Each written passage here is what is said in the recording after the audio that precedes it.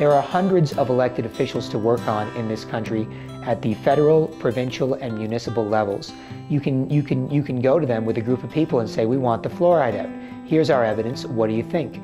You can have a petition in your local neighborhood where you say, look, we've looked into this. The 10, 15, 20 of us in this neighborhood have looked into this, and we just need your help convincing our city councilor to look at this DVD. You can have a copy of it too, so we're all judging the same thing. And then the people in your neighborhood can see it, and they can say, yeah, of course the city councilor should watch this, and of course the city councilor should vote against this. And you can have all sorts of incremental changes at the grassroots level. It's possible through the political process by electing parliamentarians who are critical of the agreements to bring about change. Every time an election comes around and someone comes to your door handing out pamphlets, invite him inside and tell him what you know and ask him what he's going to do about it, or she's going to do about it as an elected representative. They have to know that we know. They have to know that we're not going to stand for it. Start getting actively involved in local politics, because real change is not going to happen with a senator or a congressman or a president. It's going to happen in your city hall. It's going to happen with your sheriff, your mayor. And your little towns and communities, you could have the best change there because it starts with the people. And we have to understand, the more we use our hearts and minds, the more we spread this message, the more we talk to people, the more we communicate people, the better life we will have for us and our children in the future. I am very proud to have all of you guys here. You guys are my family. You guys are my friends. You guys are my companions in this info war. And we will be successful one way or another, because there is no defeat in our hearts. Whether it's raining, whether it's cold or miserable, we are still out here because we love this country, we love this flag, and we love our freedom.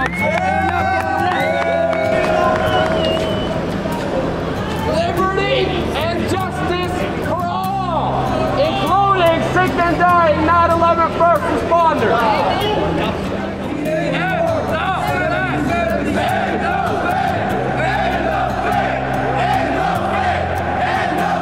There are a number of movements around the world, social movements, citizen movements, that are lining up behind this vision, and I believe it's actually possible.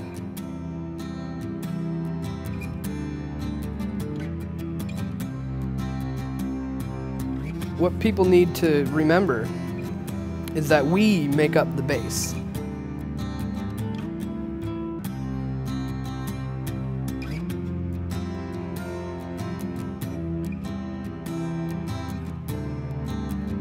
They have no power without us, you see. And all it takes is for enough people to step out of the system to cause a crash. You know, if the corner of the pyramid's missing, well, what happens? It all comes tumbling down.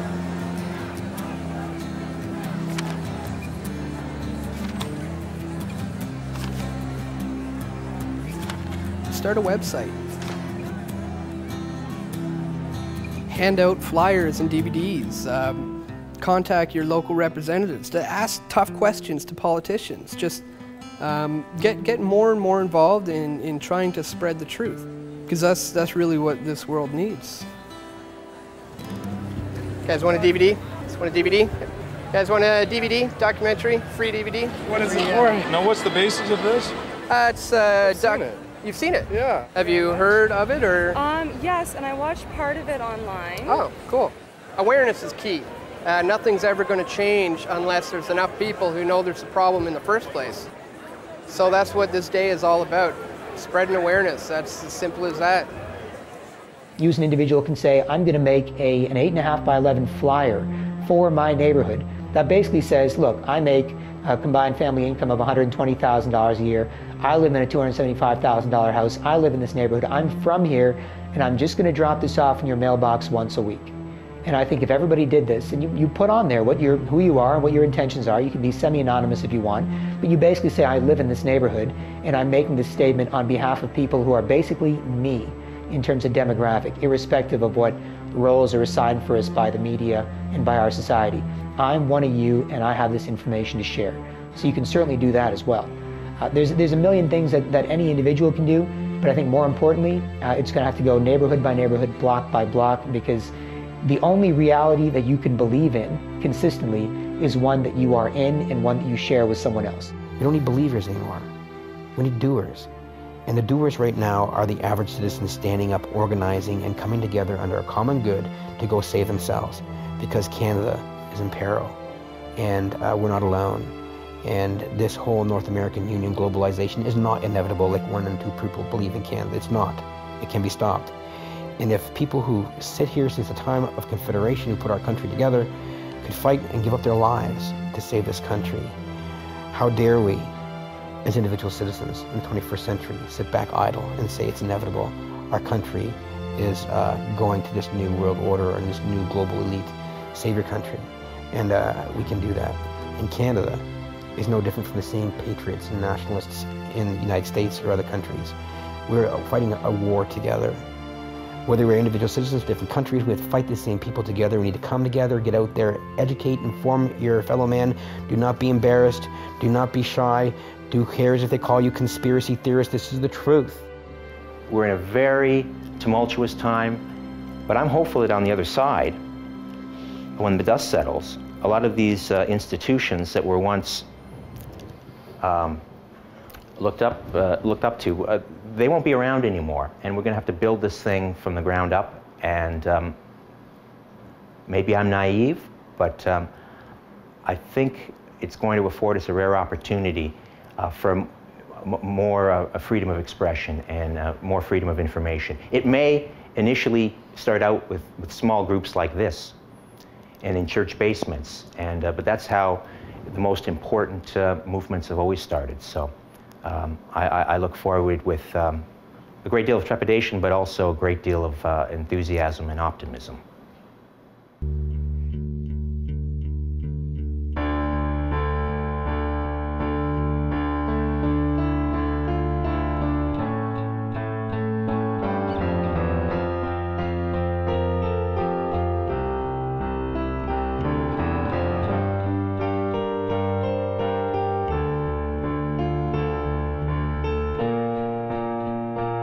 Can you say today that this is not a prelude to a North American Union similar to a European Union?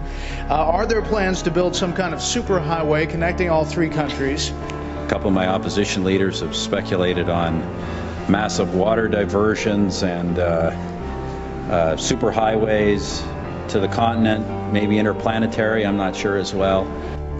Manitoba is also taking a major role in the development of a mid-continent trade corridor, connecting our northern port of Churchill with trade markets throughout the central U.S. and Mexico. Canada and Mexico are as one. Canada and Mexico have both fought against protectionism, and our 2 countries have launched an appeal for a reinforced system of global financial regulation. Mexico is doing its part in promoting closer and better integration among countries in North America. The world grows more globalized day by day and is divided into large, increasingly integrated economic regions. We need more integration, not isolation nor protectionism. And we have agreed with Canada on that point in the G20 and other forums.